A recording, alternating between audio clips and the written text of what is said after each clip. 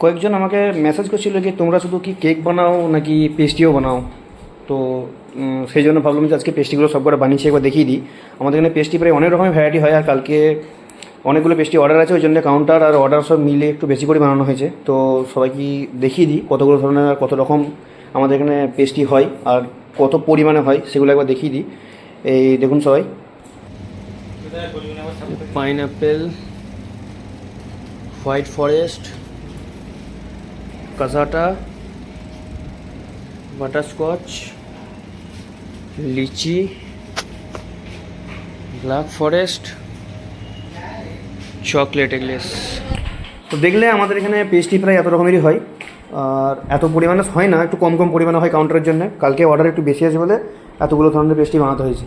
আর order আর counter, যখন order বেশি থাকে তখন অর্ডার কাউন্টার দুটোকে একসাথে মারতে হয়, ওই জন্য একটু বেশি করে পরিমাণে মেরেছি। সবকটা প্রায় 2 ডজন 3 ডজন করে অর্ডার আছে, ওই জন্য কাউন্টারের অর্ডারে বেশি করে মেরে দিচ্ছি। আর আমাদের পাইনঅ্যাপেল পেস্ট্রিটা বেশি করে সেল হয়, ওই জন্য পাইনঅ্যাপেলটা অতগুলো মেরেছি। প্রথমে যে পেস্ট্রিটা দেখলে লম্বাটা, ওটা পাইনঅ্যাপেল ছিল, তারপরে ব্ল্যাক ফরেস্টটা বেশি বিক্রি হয় বলে ব্ল্যাক ফরেস্টটা তারপরে বানানো হয়েছে।